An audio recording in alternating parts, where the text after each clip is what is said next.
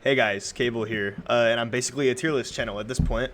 Yesterday I was streaming and some idiot in my chat said that Clown looked like a really good killer, so I decided to throw together this tier list just to explain to my audience my thoughts about how strong I think the killers in this game are, or how strong or weak they are. If you don't care what I have to say and you just want to see it for yourself, I already have it here. I went ahead and threw it together so that way I could just go from the top to the bottom and make it more clean, I guess. So yeah, let's start. Nurse is just the best killer in the game. Nurse, she, she's been the best since she came out. A lot of these I shouldn't have to explain for any Dead by Daylight players watching, but most of my small audience isn't Dead by Daylight players, so I'll explain. So, Nurse is a killer who she could basically put simply she just teleports through walls. She, when she came out, she was even stronger than she is now, and she's gotten nothing but nerfs. Just nerf, and she's consistently stayed the best in the game. Again, simply put, she just teleports through walls. She just ignores everything. Even the top players struggle against her. Most killers in the game start the game out by losing, but not in the Nurse. The Nurse just has she just has everything going for her. She has movement around the map because while she's blinking, she moves super fast and goes very far. But she goes through walls. She doesn't have to deal with vaulting. She doesn't have to deal with pallets. She doesn't have to deal with anything that the survivors can do to avoid the killer. She ignores everything. And because of that, she works exceptionally well with info and aura reading. And it's really impossible for survivors to do anything. All the other killers in the game that have to play around pallets, the Nurse doesn't. All the other killers in the game that have to play around vaults, when the survivors jump through it, the Nurse can go through it as well, faster than the survivors can. So put simply, she just ignores the basics of Dead by Daylight. She is playing her own game. She even has strong add-ons. She had even stronger add-ons before her current iteration, but as of now, she still has some strong add-ons with an add-on to increase her lunge after blinking, with an add-on to apply Mangled after hitting a survivor when you blink, and Mangled makes it to where survivors heal slower. And yeah, she just ignores the basics of Dead by Daylight. Next we have Blight. Blight is just the epitome of map control. He moves around the map faster than any other killer. So he has constant map traversal, constant map pressure. He ignores the holding W aspect of survivors. Like he doesn't go through walls and shit. He doesn't ignore everything like Nurse does, but he moves around the map so fast that he does ignore the strongest thing a survivor can do, which is just holding forward. He has very small cooldown. His add-ons used to be busted. His add-ons aren't as strong as they were, but they're still pretty damn good. And he has several techs and I guess exploits, not necessarily bad exploits, just like ways to make him better. Techs that the killers can do to make his chase power go from good to really powerful, almost as good as Nurse. He has everything. The worst downside to Nurse and Blight is just that they're both mechanically difficult. They require good mechanical skill. But other than that, they have everything. Spirit is a slightly downgraded version of that. Like she has good map traversal, she has good power. Chasing power, but it's just not as potent. Survivors have ways to play around it. First of all, in your phase, the survivors can hear you directionally, so they'll know pretty much always where you are, but you can't see them. So it's somewhat of a guessing game, but with Spirit's add-ons, which are quite strong, and outsmarting your opponents, outsmarting the survivors, with quick movements. You know, you fake going one way, they hear your power, they maybe vault a window or a pallet, and then you quickly run around the other way because you are moving very fast and hit them very quickly. And while it's especially easy while they're injured because the survivors make very loud grunting noises. All it takes is one moan, and you know exactly where they are. So, another quite mechanically skillful character, but she's super strong. She can move around the map fast. She doesn't have a super long cooldown on her power, that you, especially because you can mitigate it with add-ons, and she doesn't have anything like it's not like Blight where it's super hard to control if you don't know like how to deal with the decreased turn rate or anything. You move completely normally. You are just way faster. So pretty much just like Blight, but just a little bit worse. Yeah, there's not a lot to say for these top 3 killers. They all have potent chase powers, and they all move around the map very quickly. Next we have Chucky. Also, forgive me, there's no background gameplay for this video. I was too lazy, so it's just me discussing. But Chucky, or the good guy, as he's called in game. Chucky he's not like the first 3, who again are all kind of mechanically mechanically skillfully. Yep. He's rather easy. He's really powerful against newer players, and he's really powerful against top players. He's just consistently good against all levels of players, and he's not super difficult. Both sides have to play around the cooldown. He does have quite a long cooldown on his power, but beyond that, he just the power itself, along with techs you can do to make it easier to hit survivors with flicks and dragging yourself across a wall and stuff like that. Beyond those things, it's a super hard power to dodge. There's very little counterplay. It's very difficult for survivors to deal with. The only thing is that his power cooldown is just super long. So he has his power and he's super strong, and then he has nothing for 20 seconds. But once you have your power, it's extremely difficult for the survivors to deal with. There's very little counterplay, and so that's why I honestly think he's up here. It can feel very oppressive because there's very little survivors can do about it. Okay, next we have Artist. So Artist, first of all, is my personal favorite killer in the game right now. She has a lot going for her. So she can... The average player in Dead by Daylight may not think she's that strong because they don't play her that often, and she's a bit complex. So the way her power works is she has 3 crows, and you can shoot them off. For every crow you shoot, you have a longer cooldown. So if you shoot 1 crow, you have a shorter cooldown if you shoot 2 or 3. So a lot of artists I've seen will just shoot 3 crows off, and then they can't capitalize on anything. It's in your best interest to try and get survivors with 1 bird, and then you wait out the cooldown, and then you hit them again with another bird. The artist her power is map wide, and it goes through walls. So knowing where survivors will be, you can capitalize on it so well if you know exactly where survivors will be. So beyond having constant map pressure, by being able to always apply your birds and always disrupt survivors, you can always shut down loops.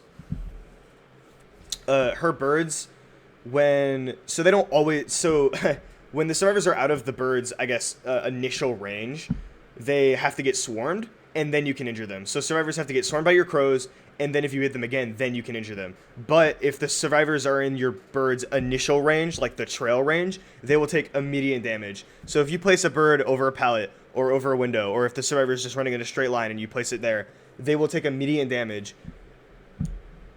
So this is really good for shutting down loops.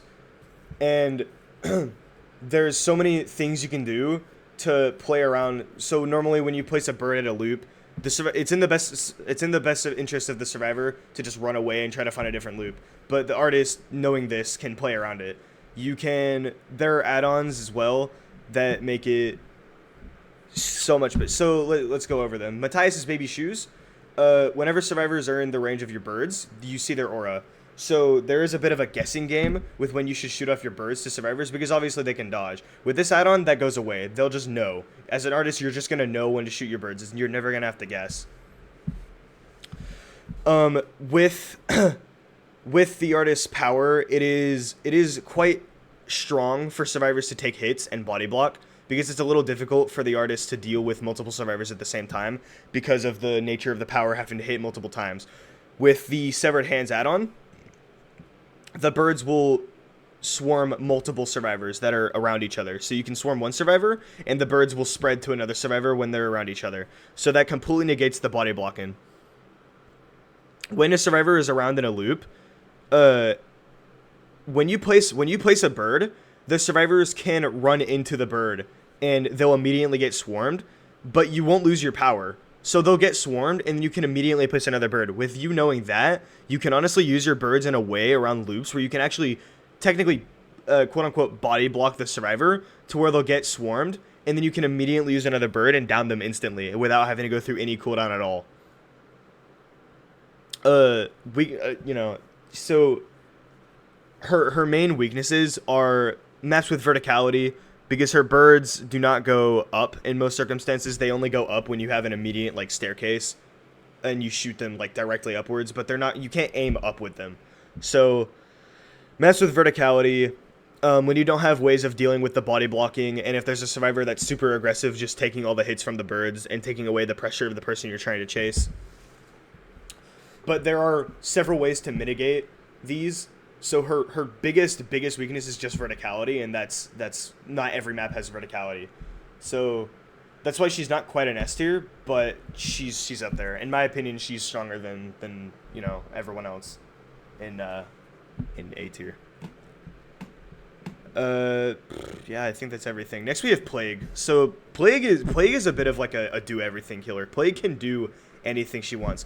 With her add-ons, she can be a patrol-based killer, where she can take it slow, force survivors to use resources, force survivors to constantly be injured, because they can't heal while they're infected, and you just be a gen patrol killer. With other add-ons, you can be a menace with your power, the Corrupt Purge, the Red Puke, which does direct damage. It is one of the strongest powers in the game. You can you can be a patrol killer. You can be a aggressive killer. You can pretty much play any way you want with Plague with her add-ons.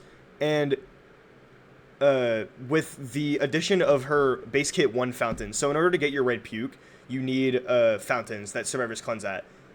In a patch a while ago, they added the 1 fountain by default, so the Plague can always grab her Red Puke. But her weakness lies in, I guess, map inconsistency. Certain maps can spawn fountains way out of your way where you would never want to grab them, and you cannot. You would waste so much time trying to grab your Red Puke, so you wouldn't have that. So there are certain inconsistencies about her that make her quite not as strong as some other killers. There are ways around her where, obviously, if you don't have your Red Puke and you're on a map that's rather resource heavy, it's a little bit difficult for the Plague to really do anything, because remember, without her Red Puke, she is just an M1 killer. All the survivors are going to be injured, but she still is just an M1 killer. So just imagine you're insta-downable, and all she can do is M1. So there are ways that the Plague can be way weaker, and without some of her super strong add-ons, she probably would be lower on the tier list. Just because, yeah, I don't. She's just pretty inconsistent. She can range from being super powerful, but because of map RNG, she can range from super powerful to not that powerful. And again, her add-ons help in her strength a lot. Without the add-ons, she would probably not be as strong.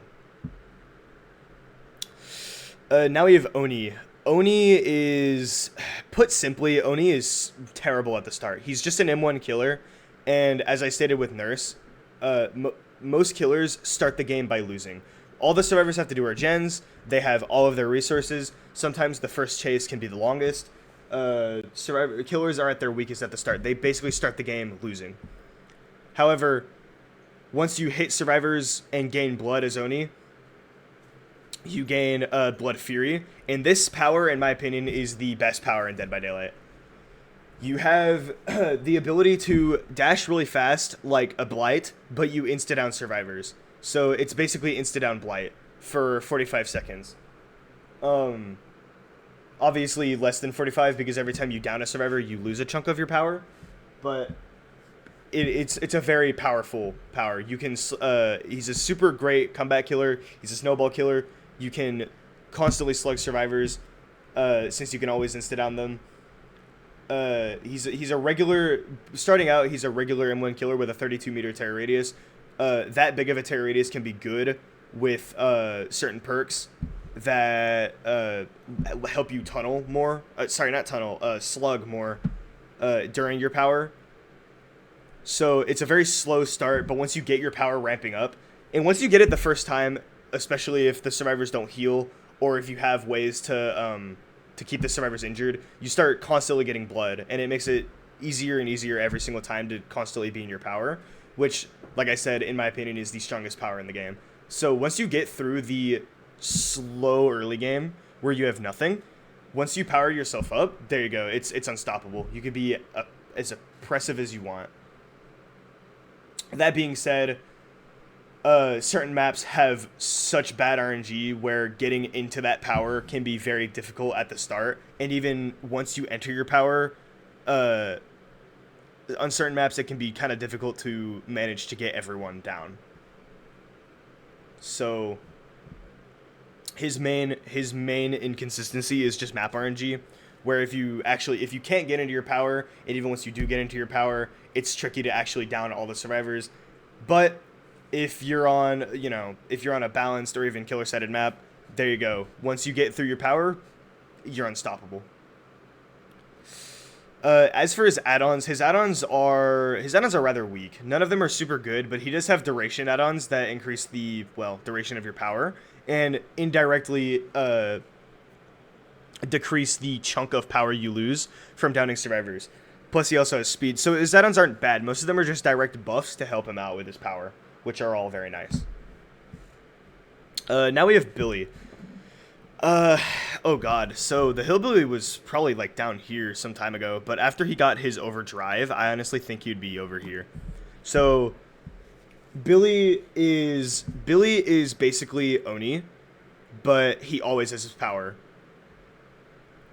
Billy and Oni are very, very similar, except Billy always has his power. He doesn't have to actually get it first. But I do think Oni is a little bit stronger because Oni doesn't bump into walls, and you have a bit more control over his power. But let's talk about Billy. So Billy to start with his regular chainsaw movement speed, I think he moves at 9 meters per second or something like that. And then once you overdrive, it's 13 or 13.1 or something around there. It's at least 13 meters, which I think is the fastest movement speed for a killer in the game. So during overdrive, you are fast as fuck. You have a very small cooldown, and you can constantly insta-down survivors. The ability to curve as Billy is still rather difficult, and there are ways to play around it. Around certain tiles, it's very hard. But on the tiles that you can actually curve, the survivors can barely do anything about it. You move so fast that they have very little time to react. They honestly might even not have time to react. Once you're in overdrive, you move so fast, they really can't do anything. So if you master being able to curve around the tiles that you can actually curve on, good fucking luck dodging him. Dodging the Billy. It is so difficult for the survivors to do anything. Plus, because of how fast you move, you can move around the map at giga high speeds. Even when you're not in overdrive, you still move super fast around the map. And he has some pretty good add-ons. His iridescent engravings that make him move faster, and his Lopor chains that make curving into a pallet let you keep on going with your chainsaw sprint. So if a survivor, that's the biggest thing, is if survivors can make it to pallets, that's how they stop you. But with Lopro, you can obviously keep going through the pallet and hit them. So he has pretty good add-ons. His map inconsistency is it's not it's yeah it's meh. Like the bad maps are bad for him. The good maps are good for him. The best maps are just the ones with a bunch of filler tiles, the ones that you can curve around. But the maps that have super strong loops, those are not as good for him. Okay, now we have the unknown. I put the unknown here, but I think I want to put him around here maybe. So, but we'll talk about we'll put him here and just talk about him. So I don't know. He's still rather new, so I'm not sure what to exactly say about him. But the unknown, he has a lot. So the unknown shoots. It's kind of like a grenade launcher type power, called UVX. What UVX does is you shoot it, and if it hits survivors, you weaken them. Once survivors are weakened, you can shoot it again, and you'll actually damage them. In order to get rid of weakened state, survivors have to look at you. So you can play around this by hiding and not revealing yourself. He also has a secondary power, which is a teleport. It is probably it's good. It's probably the best teleport in the game, and it's probably one of the best map traversals in the game because it's instant. And you can choose where to place your where you place your hallucinations. So I'm trying to think. I'm sorry, I don't have a lot to say about him, but one of the biggest things about his power, his UVX, the grenade launcher, is the projectile itself starts out rather small. So there are a lot of tight spaces where you can get really nasty angles from and hit survivors through. So once you get really, really good and intricate at his power, you can hit survivors from angles they would not even expect, and they wouldn't be dodging, and they would have zero idea. So with the ability to have a long-range power that can be very precise and used in many different cases, spaces, with probably the best teleport in the game, so you have constant map pressure, I think he's around A. I have to experiment with him more. Please forgive me. I'll talk about it in a future video. But I think right now he's probably around here, maybe here. He's somewhere between middle of B+ to middle of A. That's my initial opinion on how I've played him so far. So I'm going to leave him here, but yeah. Okay, moving on. So now we have Pyramid Head. Pyramid Head has a really, really bad bug right now, where like whenever he's in his power, his Punishment of the Damned, his camera is super wobbly, and it just feels it's downright awful to play him right now. It's so bad to play him, but that's besides the point. What are his main strengths? So his power can basically hit survivors anywhere. You can always just hit like anywhere you can punish survivors. Because his power goes through walls, you can punish survivors making mistakes very well. Survivors grouping up, survivors making a mistake with their movement, like missing a vault or something like that. You can punish them all very well, and your power can be extremely oppressive. Because all you have to, like, if you know where they're gonna be moving, you can pretty much always guarantee that you'll hit them. There's no like obstructions with it. The main thing is you can't aim up with it, and you obviously can't go over platforms or anything. You have to have a flat surface or a down surface. Now, then he has his cages. If you torment survivors, that's really bad for them because you can cage them. Cages are pretty much the same as hooks, but they ignore perks outright. So you don't get any perks, but the survivors don't get any perks. So they don't have their Off the Record, they don't have their Decisive Strike, they don't have their Kindred, they don't have anything. Any of the anti-tunnel perks / anti-camp perks, they don't have any of those.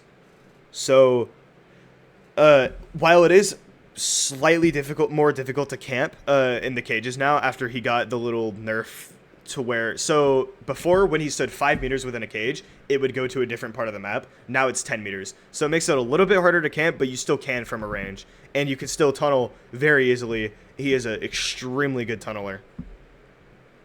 Pyramid Head's like probably biggest strength is just because of how oppressive his power is. He's an extremely good user of passive slowdown.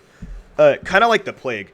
He he's a really good user of passive slowdown. Like, you don't ever have to actually apply anything. You just constantly have to be downing survivors because, well, Pyramid Head can do that.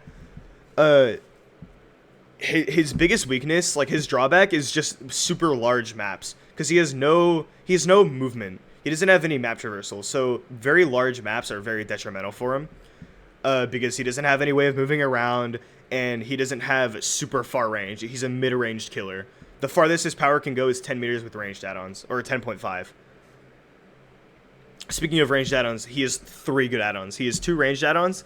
Sorry, he has 3 ranged add-ons, 2 of which are good, 1 of which is pretty mediocre. And then he has a family of add-ons that increase the duration that your trails are in the ground. Those are good too. That's about it, though. The rest of his add-ons are awful. Next we have Wesker. Wesker, so without like, to be honest, I don't want to sound like I'm just trying to dumb it down, but I'm going to dumb it down. Blight is just a better version of Wesker. They almost do the same thing, but Blight is just better at doing it than Wesker. They have the same kind of techs where you can slide off walls and get better hits. They have the same thing where they you can use their movement a bit, or you can use their powers for movement to get around the map better.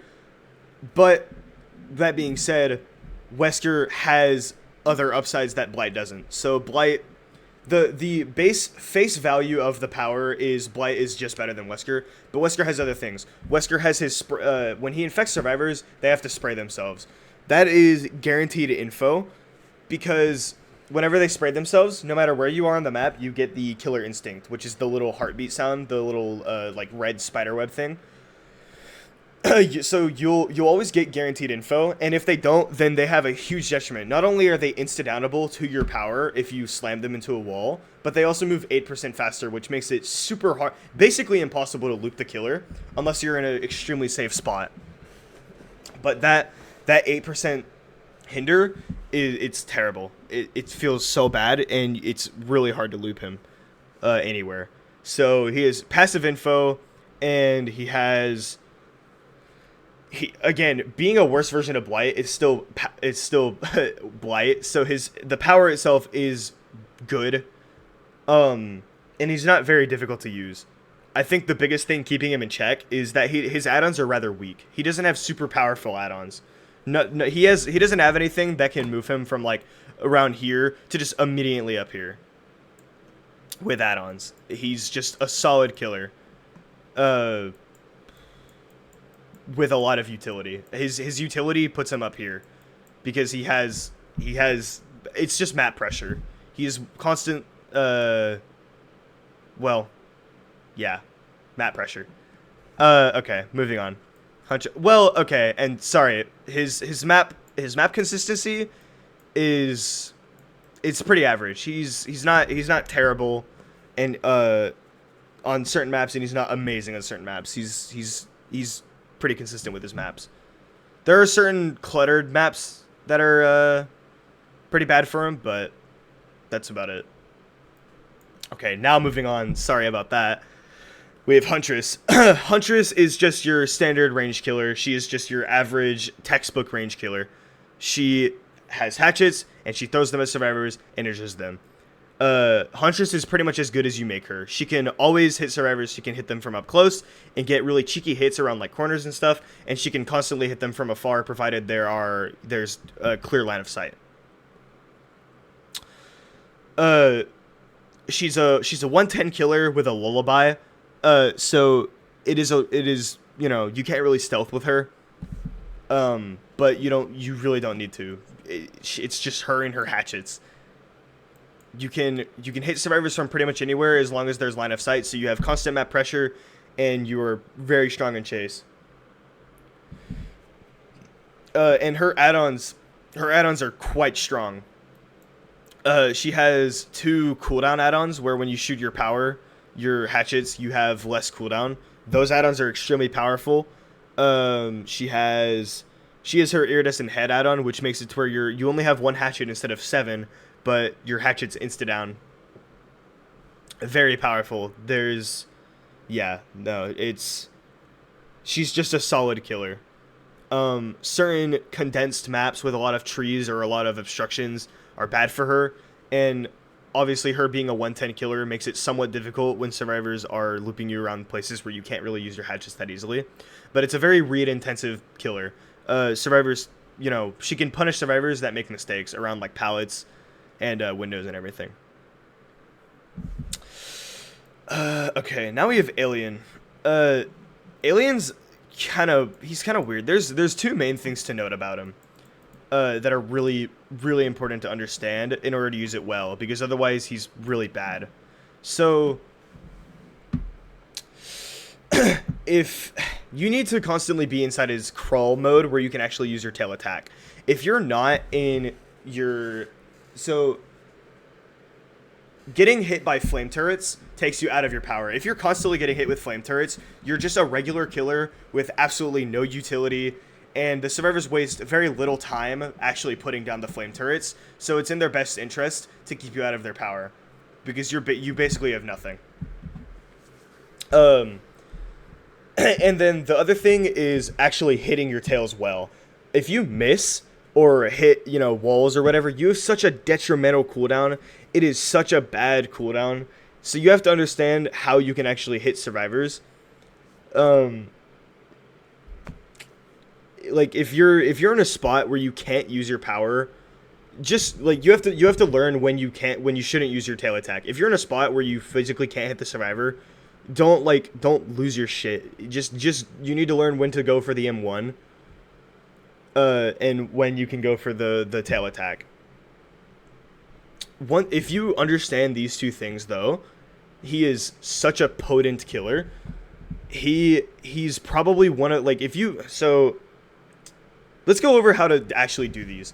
So if you want to be able to constantly be in your your crawler mode, you have to understand how the flame turrets work. So if you're a really passive player, the flame turrets will alert the survivors where you are. They start beeping when you're around them, and the survivors are constantly going to have a head start. They're always going to know when you're coming.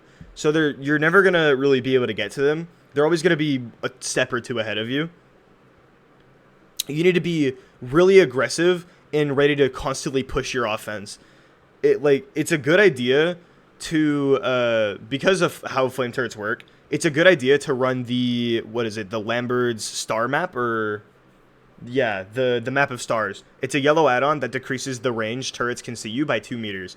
The reason this is really good is because, so you can break turrets with your tail attack, but if you break turrets with your tail attack, you have a super long cooldown. So it's better to break them with your regular basic attack, and you won't have as bad of a cooldown, and you can press your survivors a lot better.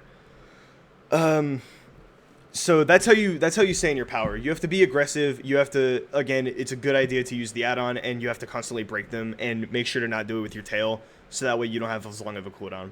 In order to understand how to actually land your tails, though, you have to understand the hitbox. It's a bit diagonal. It's like it faces down. Like it goes out and then down. So there's a little tech you can do where you can, I guess, you can, because you're super low on the ground, sometimes you'll hit things right in front of you, but if you look up and then it shoots out and then slam it down, the hitbox will it'll go out. So if there's like a wall right here and Xeno's right here, you'll aim up and then slam it down on the survivor. So Alien can get hits that other killers would not be able to at all, because if they're crouching down at around a tile or whatever. So because of this, survivors have to waste their resources. Like, they have to play in a certain way where they have to just avoid playing around your power, and they have to pre-drop their pallets and waste all their resources. This is not super good for you. If they do this, it is quite difficult for you to play around them, and chases can last a while. But if you're good at constantly using your tunnels and being able to break the turrets, and you understand, so when you come out of tunnels, turrets around you are disabled for a couple of seconds. So if you understand that, and you understand how to play around the turrets, and you're good at landing your tail attacks, he is one of the most lethal killers in the game. He is so efficient. He's just so fat. His power when you actually land the attack, it's it's so fluid. Like there's barely any cooldown. So because of this, he's high up in A tier, or well, he's low down in A tier, but he's still in A tier. But this is because he doesn't have any super tremendous add-ons. His best add-on is probably the map of stars. That makes it to where you don't really have to worry about the flame turrets as much. But that's it. That's his best thing. Okay, next is Singularity. Singularity is probably the hardest killer in the game. He is so hard to understand. You have to use 900% of your brain. Screw the 100%. You have to use your brain 9 times over. It is so hard to learn what to do with this killer, and a lot of people probably don't think he's that good. But if you so the biggest drawback to this killer is his early game. His early game can be rough for you, and if you have a rough start, it is so hard to catch up. It is so hard to catch up. If you have a rough early game where they're constantly EMPing your portals, you don't get any early hooks, you don't apply any early pressure to gens, they'll constantly have EMPs in the end game, and it can be really difficult for you to catch up, because they'll constantly have EMPs on you, and you just can't do anything with your power. So if the survivors use the EMP smart, and they're fast with gens, and you don't get any quick downs, it can be really hard, because the power itself is to place biopods, which are like cameras, where you can basically infect, quote-unquote, survivors with a slipstream. Slipstream survivors can be then teleported to, where you become overclocked. Overclock is basically just a super killer. Like, you do everything faster. You vault faster, you break pallets, you ignore stuns, and you do everything faster. But you don't move faster. Like, you don't have any movement speed. So if survivors play around it well, because of how when you teleport to a slipstream survivor, you teleport a little bit behind them. You teleport basically to their shadow, where their shadow was like a second ago. The survivors carry a shadow behind them, and that's basically where you teleport to. So you always teleport like a meter or two behind them, and catching up to them, because you move slower when you're actually coming out from being slipstreamed. It can be quite difficult to catch up to survivors.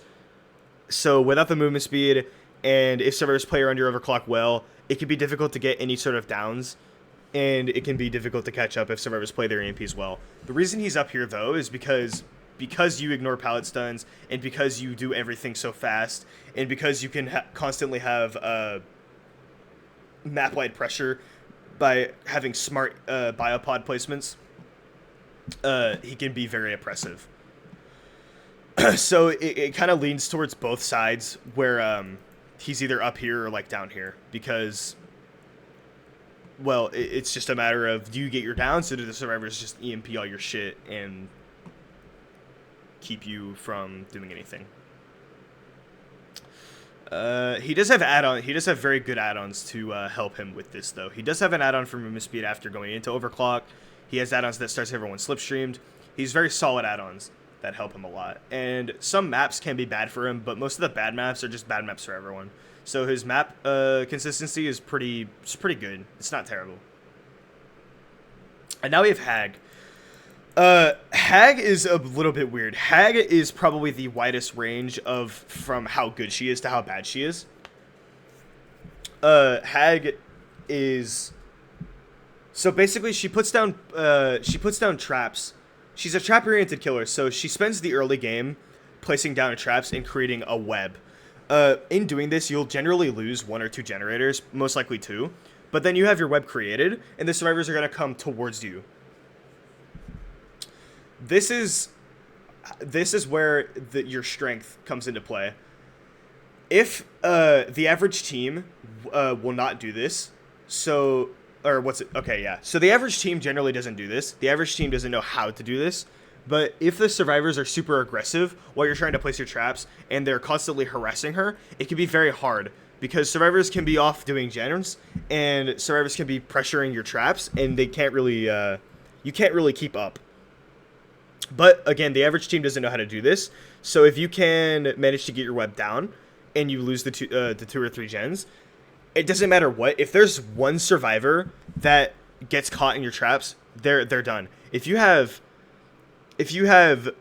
one person who is a little reckless and doesn't care about your traps and they just run willy-nilly into them and you down them, now it's up to the survivors, the other teammates, to come into your web and try to save them. So you kind of lose a lot at the start, and then you just have to build back up. She's a comeback killer. It's super hard for survivors to save if one of them actually goes down inside your web. So if survivors aren't pressuring her, she is up there as one of the strongest killers in the game. You feel super powerful. Like, you feel extremely powerful as this killer. More powerful than maybe even a nurse, because a nurse is rather hard, whereas Hag, you just have to place your traps in M1. So you feel like you're at the top. You feel unstoppable as Hag, if everything goes into play. Maps with bad gen spreads can be pretty bad for her, but other than that, most of the time, the inconsistencies with her just comes from whether the team is pressuring you or not. Other than that, most maps are about the same for her. And then she is very transformative. What the fuck? She has add-ons that transform her power. Some are quite strong, and then a lot of them are just direct buffs that make her better. So her add-ons are pretty consistently good. So it's just a matter of how well the team is. She can either be down here or way up here. Next we have Pig. Pig was probably down here, or even like down here some time ago, but she got a really nice buff recently that made her her ambush better. So the Pig has an ambush where she crouched down and she'll make like a loud, I guess, battle cry noise, and and she'll charge at you. You move very fast and you go quite a far distance. It's not super far, but it's a medium like ish range dash. It's kind of like Chucky. This is not the main draw of the Pig, though. This is just a pretty mediocre chase power. The main draw of Pig is her traps. Her traps are the best base kit, like built-in slowdown that a killer has in this game. Her slowdown, when you place a trap, the survivors have to go solve between 1 to 4 boxes. The boxes are always super far apart, too, by the way. Obviously, the map can make them closer or farther, but they're always pretty far apart. So the survivors have to run between the boxes to get their trap off. And if they don't, they just die in 2 minutes and 30 seconds, I believe. So it's up to them to go get the box off. That takes a lot of time, and you have 4 traps by default. 5 with an add-on. So other than that, she's just a basic killer. The reason she's here because she's just a strong killer. She's a basic M1 killer, basic terror radius, 32 meter terror radius, 115 killer.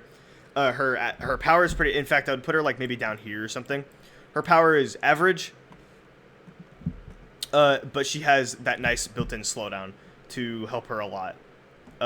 If you have a rather troublesome chase. Now we have Pinhead, who's pretty similar to Pig. They're both, like, pretty much the same. Pinhead's power, so against weaker teams, Pinhead truly shines because his box can be tricky for them. So the main point of Pinhead is to constantly keep his chain hunt going. The chain hunt is the Lament configuration. The chain hunt is... After a certain amount of time, the chain hunt will start, where possessed chains will just constantly keep harassing survivors, stopping them from doing actions, bothering them in chase, where they'll slow down and you can even get free hits or something. So it's up to you to just... If survivors struggle at dealing with the box, you could feel super oppressive because you just constantly have your chain hunt up, and you just never let up. Unfortunately, survivors that are smarter handle it much better. Chain hunts are harder to activate, and this is where your main power comes in. Your possessed chain. They're rather precise and sometimes difficult to hit, and it can be sometimes difficult to chase the survivors. But the chain itself, it's like a portal that'll send out, and it can go up and down. It can go vertically. So this is actually really good because you can spend time, or you can send out your power and actually check if survivors are doing gens or something without actually wasting your own time. So that's an added bonus that the power has. But the biggest thing about it is it interrupts survivors, but it also slows them to like basically crawl speed. So it's a anti-loop power. They're a little bit weird where they can break. So the survivors, if they like maybe vault a window, or if you yourself walk into the chains, they'll break and free the survivor. So if you can understand how the chains work, the logic behind the chains, and you can play around the box quite well, or again, if the survivors themselves don't know how to play around it, he can feel very powerful. And it's a good anti-loop killer with good stall with the 1v4. What the fuck? He has 1v1 and 1v4 aspects. He's a really well balanced killer. It's good anti-loop, and then the box is good stall slash map pressure. His add-ons, he doesn't have any particularly super strong add-ons, although he used to. He used to have one Iridescent add-on called the Engineer's Fang. It used to basically just let you injure survivors with no downside, but then they nerfed it and added a pretty big downside. That makes it not really worth it to use. And then a purple add-on called the Original Pain, which basically just let you tunnel survivors. It used to cause Deep Wound, where it would just let you take away the endurance from survivors, and they couldn't do anything. So you would just tunnel them out and ignore their base kit endurance or whatever. Now we have the Skull Merchant. The Skull Merchant she has a lot. It's another one of those killers that I don't really know how to explain, so I'll go over it super briefly, very, very briefly. The Skull Merchant has just such a complex power that it's just, you take everything around it. She has a bunch of tiny things that give her, edge on top of edge on top of edge. So, like, the ability to have all of her haste stacking, the ability for her to get free damage in a chase, the ability to patrol gens, like all the tiny things that give her an extra edge makes her better and better and better and better.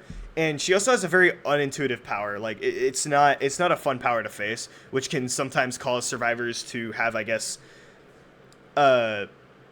worse mental when playing the game, which can obviously detriment the way players play. When players are in a bad mood, they're obviously not going to play as well, and Skull Merchant does that to survivors. They obviously do not like facing this killer, so I'm sorry I can't explain her a lot. I don't play her. I don't like her. Again, this is really my first tier list I've ever made and actually explained. So I plan to make more in the future. I'll definitely do better. I'll probably add gameplay. I'll make them more professional. This one's rather a rough make-in. So I can't explain the Skull Merchant a lot, kind of like the Unknown, so I'm sorry. But put simply, she has a lot of small things about her that just make her, that give her an edge. And then, of course, her being such a boring killer, no one likes facing her. Okay, now we have Doctor. So, Doctor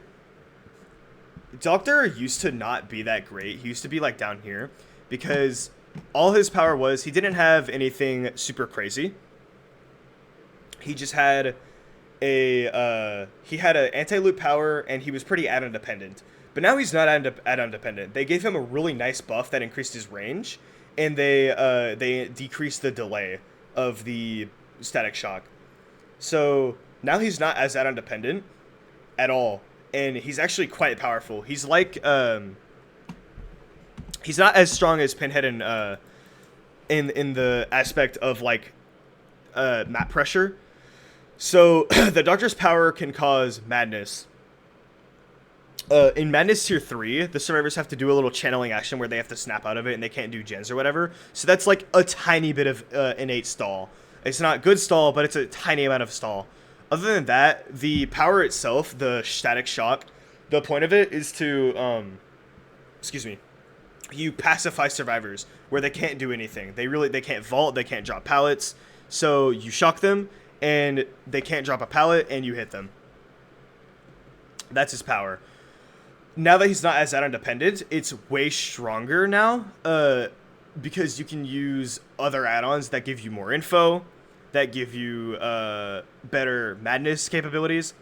Before, you would have to use an add-on that decreased the delay, and then like maybe a ranged add-on. Now you can use his Iridescent Queen add-on is probably his best add-on, because when you shock a survivor, they have like a little aura around them, and then that'll give info. It'll spread to other, so like when they go within the range of another survivor, that survivor will scream, and you'll immediately have info on 2 survivors.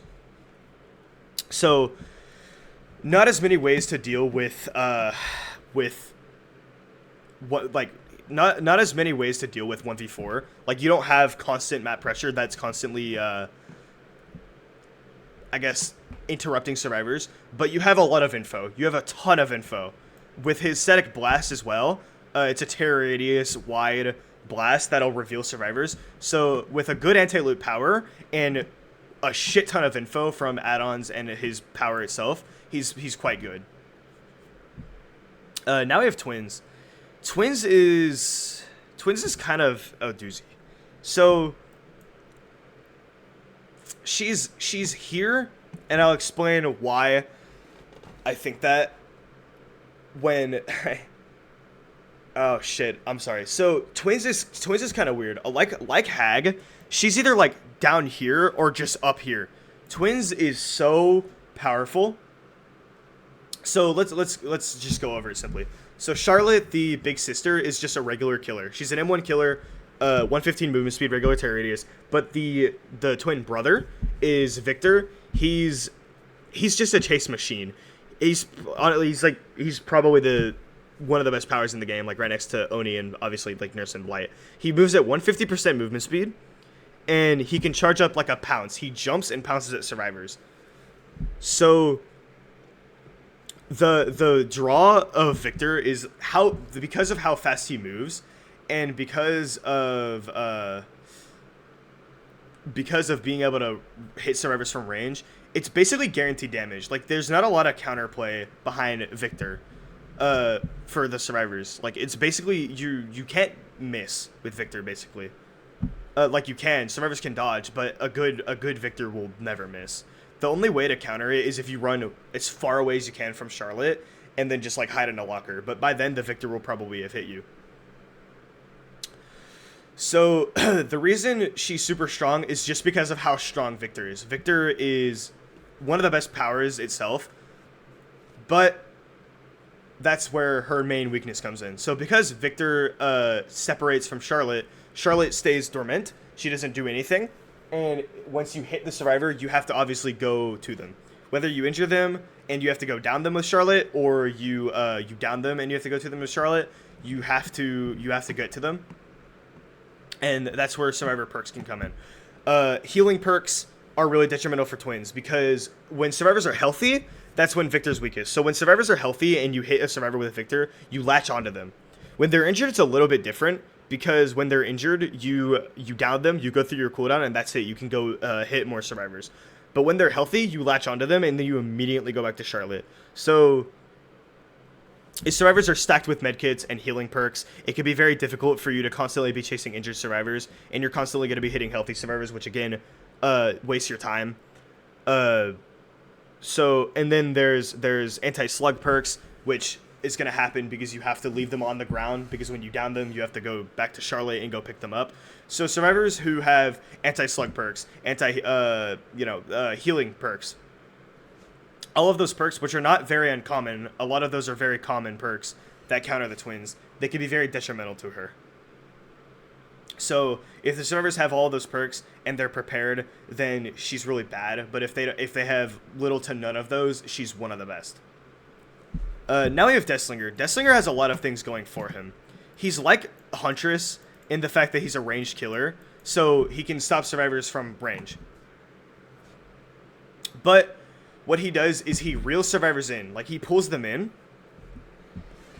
Oh my god, excuse me. So he pulls survivors in. But the good thing about him is you can damage survivors with an M1. So his build diversity is a lot better.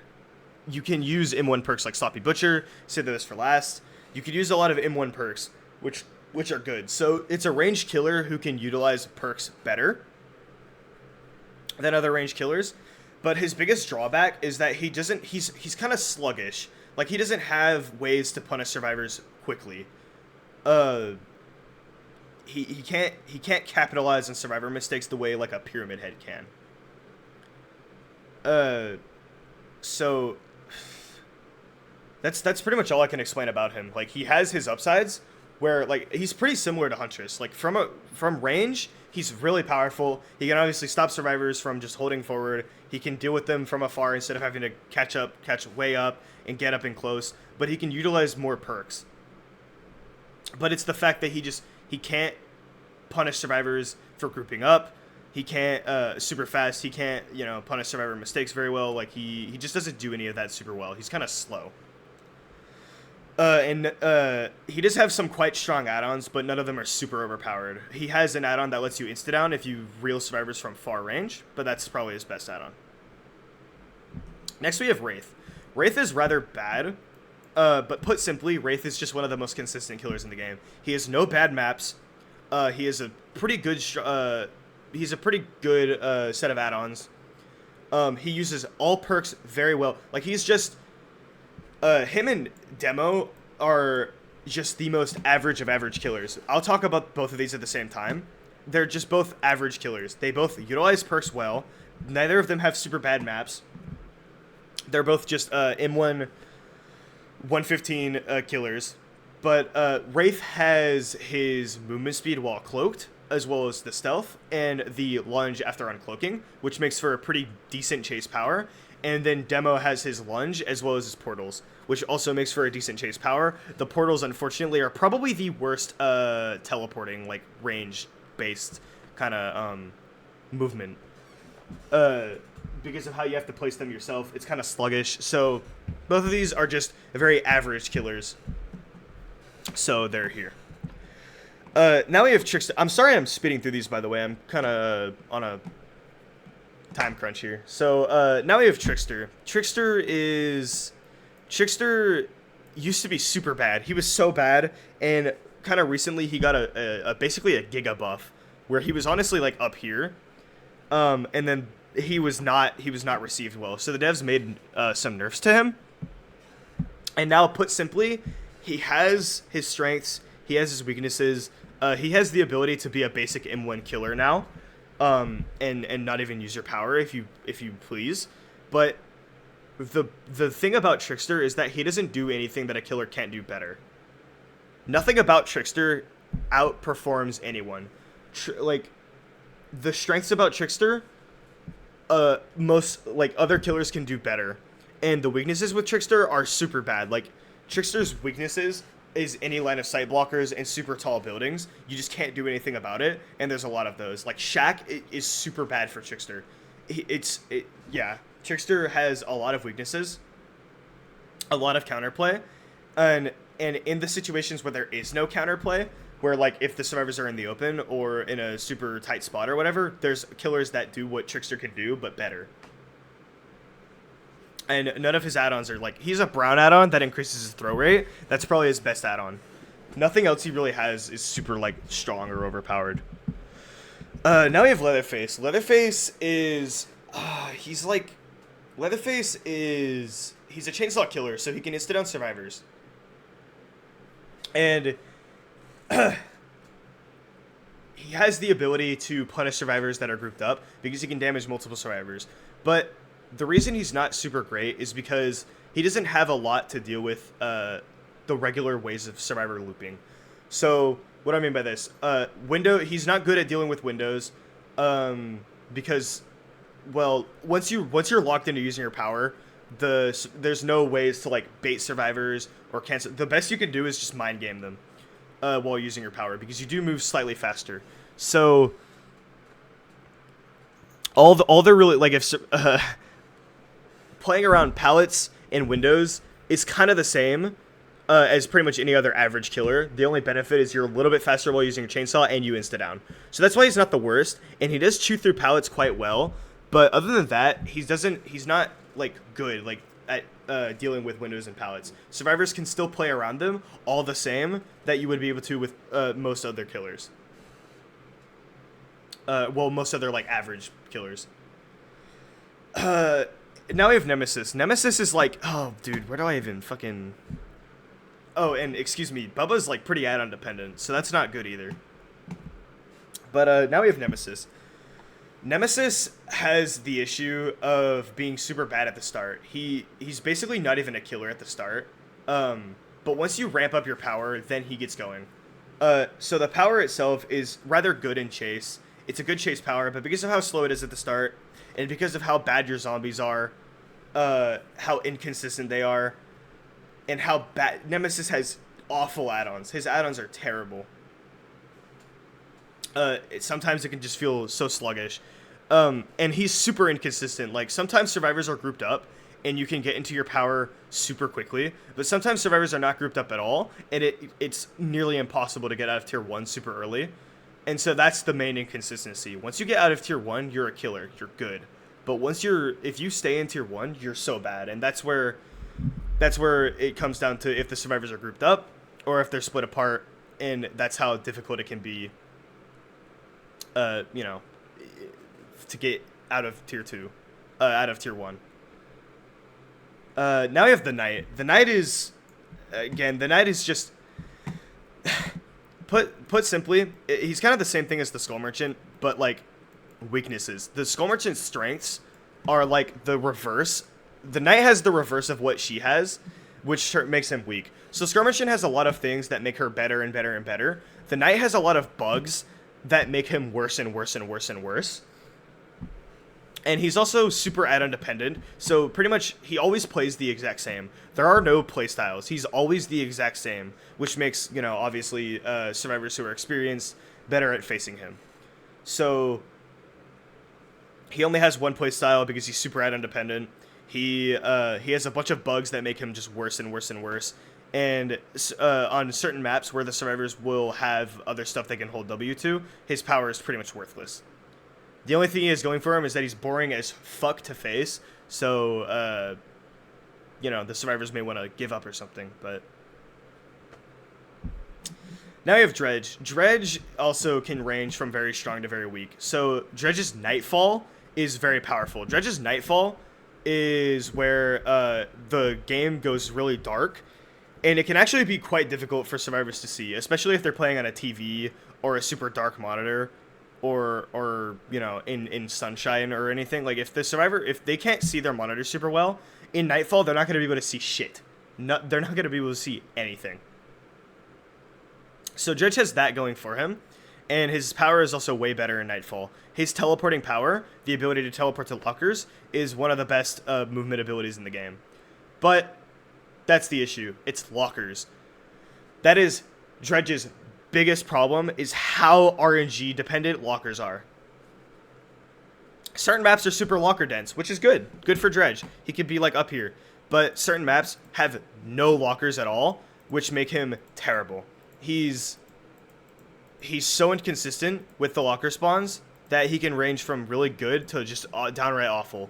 So everything about Dredge is good except for locker placements. The locker inconsistency really hurts him. Now we have Clown. Clown is a killer that... So, his power is an anti-loot power, but it's not like Pinhead, where it slows survivors to a crawl, and they have to, like, get rid of chains and shit. It's not like Doctor, where the survivors are pacified and they can't do anything. The Clown has two bottles. He has a yellow bottle that speeds him up, and he has a purple bottle that slows survivors down. It's up to the Clown to be able to play around pallets and tiles where you can place a yellow bottle and then place a purple bottle in such a way where you can just barely get a hit on a survivor. This takes time, it takes setup, and you also have to reload. Reloading takes a lot of time as well. It takes 3 seconds. It used to take 5 some time ago. It takes 3 seconds, but you are very slow while reloading. Obviously, if you are reloading, survivors can just run to more tiles and waste your time. Besides the yellow bottles, he has like no map traversal. He has no map pressure. He has no innate like slowdown or anything. All he has is his anti-loot power, which isn't even nearly as strong as Doctors or Pinheads. It's good. It's good. Don't get me wrong, but like an anti-loot power is an anti-loot power, but it doesn't pacify survivors in any way, and that's all he has. It's just his anti-loop. He doesn't have any other ways to deal with anything else. So his anti-loop power is good, but that's it. It's not a 1v1 game. If this game were 1v1s, Clown would probably be S tier. Nah. But, yeah. Some of his add-ons are pretty good, though. His best add-on is probably the cigar box, the one that shows auras. And most maps are, like, about the same for him, you know. So the good ones are good, the bad ones are bad. Now we have Ghostface. Ghostface is a stealth killer who can stalk individual survivors and insta-down them. That's good, but the good kind of ends there. And again, I know I'm rushing through these, I'm sorry. But the good ends there. He's a basic killer that can insta-down survivors. But that's just that. He's a basic killer. He's a 115 movement speed who can M1 survivors. That's it. So beyond the insta-down, he doesn't have anything.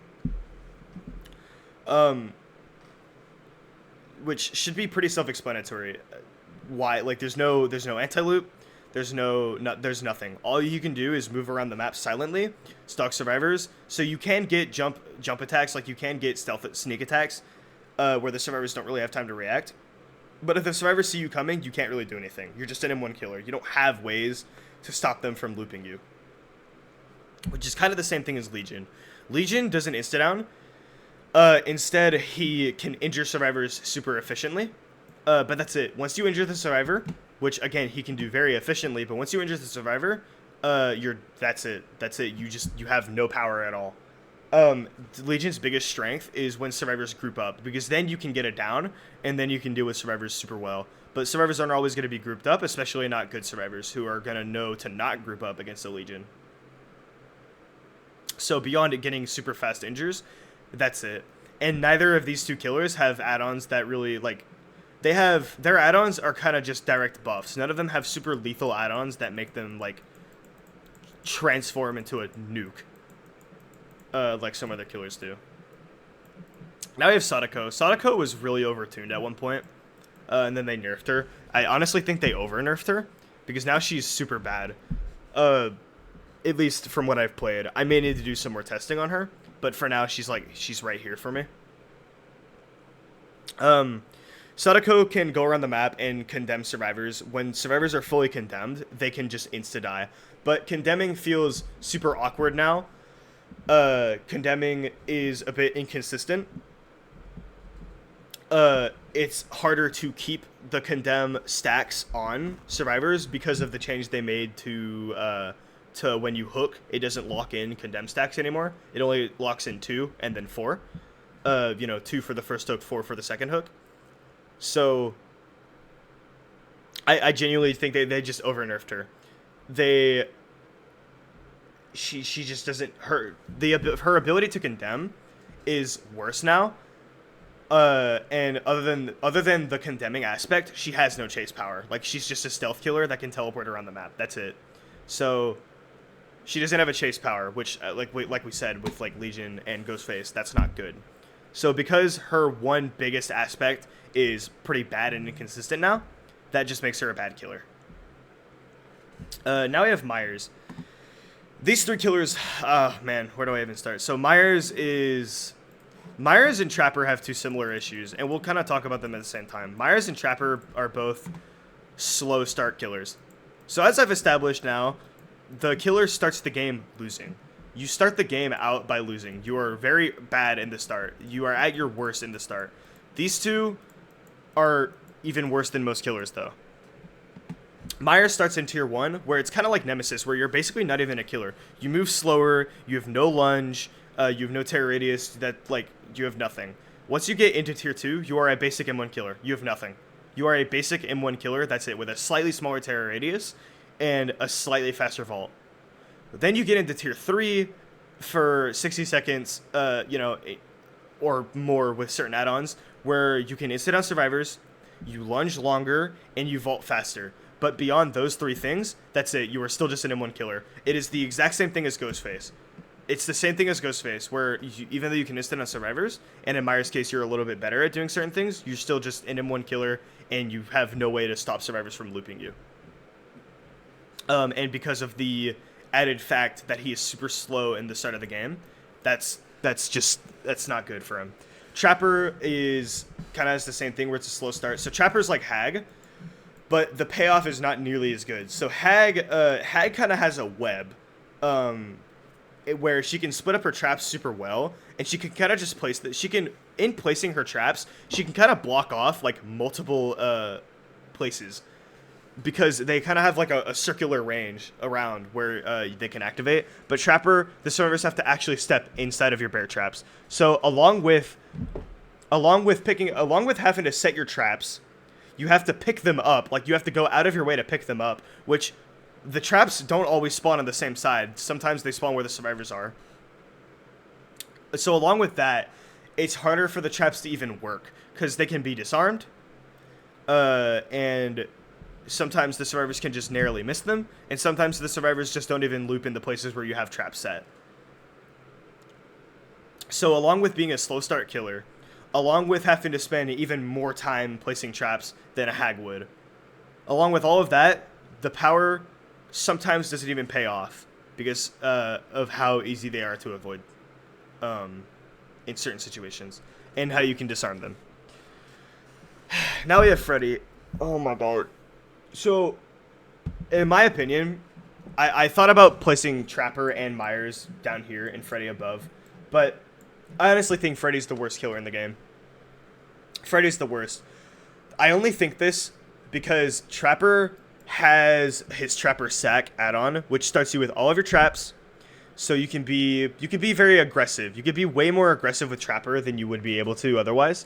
Especially with the nice buff that Trapper got not too long ago, where when you place a trap, you move faster for a certain amount of time. That's a really good buff that lets you be way more aggressive with Trapper, especially with the Trapper Stack add-on. So you can have a strong, mean playstyle with him, and then Myers has his Tomb Piece, which just lets you outright kill someone when you enter Tier 3. So you can just straight up get someone out of the game within 2 minutes. So both of them have mean add-ons that let you play in a super disgusting way. But now we have Freddy. Freddy doesn't have that. Freddy has the worst set of add-ons ever. He has no good add-ons. None of his add-ons are good at all, and his power is terrible. His power literally doesn't do anything. His snares barely slow down survivors. His snares are kind of like Clown, but Clown has the speed bottles. And his pallets literally don't do anything. They're just fake pallets. It's kind of like Trapper, where they honestly could just sometimes not even do anything if the survivors are paying attention. Because if the survivors are paying attention, they'll know which ones are fake. So that can't even get used. Freddy's power is teleporting to gens and kicking them.